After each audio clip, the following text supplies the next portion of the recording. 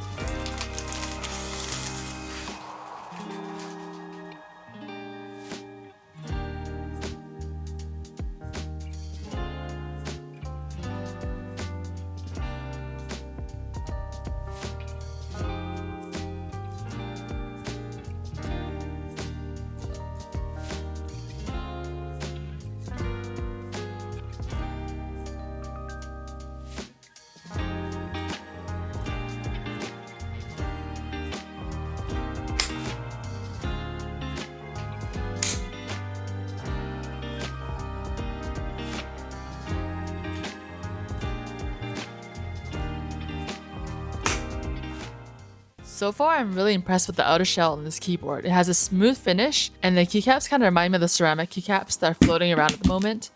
No, these keycaps are not made of ceramic, but do have a very smooth finish on them, and they feel really nice to type on.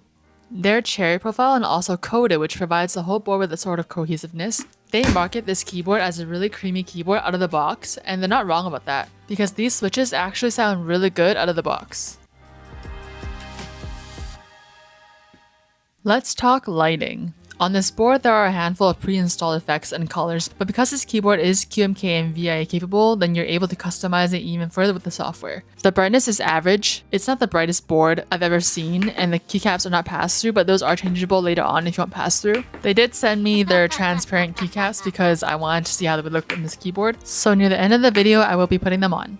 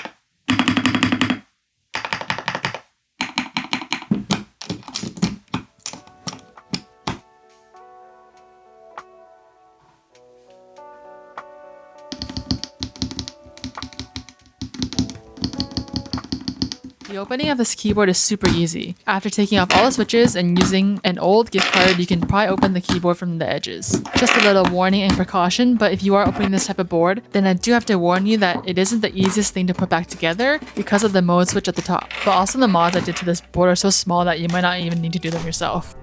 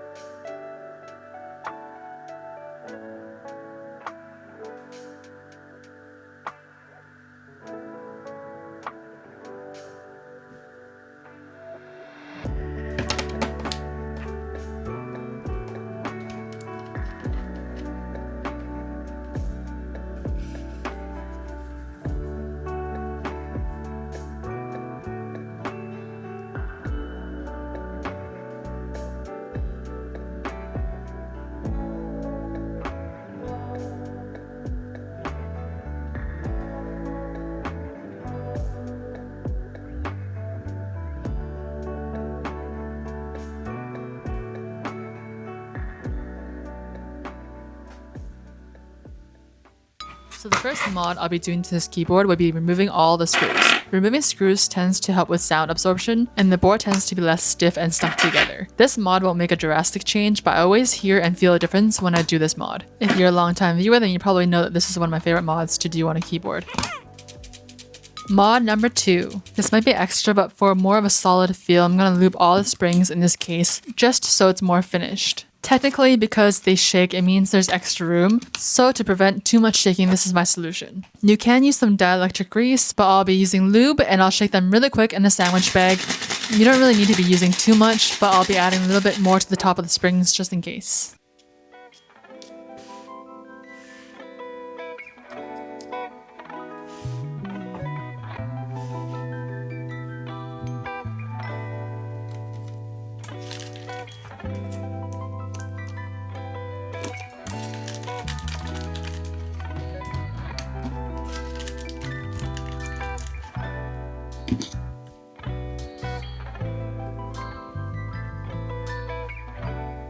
So the case foam that came with the case might be a little too thin for me. To add a little more density, I'll be changing it to a pour-on foam. I bought this from AliExpress and it's 3mm thick. To be honest, if you use one any thicker, it might not close properly. And do make sure you cut out any holes where the gaskets are. With this addition, I feel like the sound is more dense. And I feel like with all the mods, the keyboard does sound a little more creamy. And of course, before closing the case, I do recommend test to see if the power works correctly. And do make sure that this switch is aligned.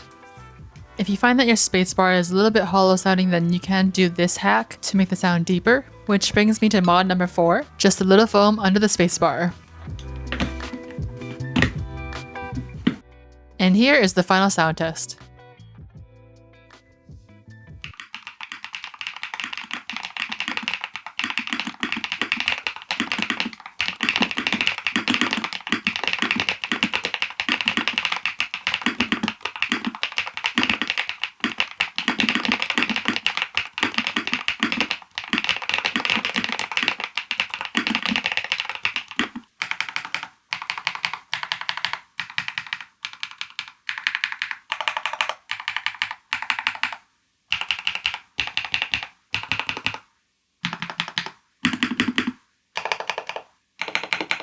The keyboard sounds pretty good out of the box, but I think after the mods it does sound a little creamier. But one last thing I have to do is try the transparent keycaps. You can get these from KiiBOOM's website. They come in many different colors. These ones are the clear ones, and they're ASA profile. I'm like a crow and I like shiny things and I thought this might look good together, but I might actually like the original ones more. There isn't anything wrong with these keycaps, but I think the white on white may have looked better. But if you're in the market for transparent keycaps, then these actually feel really good to type on. They're on the thicker side and the finish is very smooth as well. If you're interested, I'll have everything linked down below. Thanks for watching, and if you enjoyed the video, please like, comment, and subscribe. Share this video with your friends, and thanks for watching!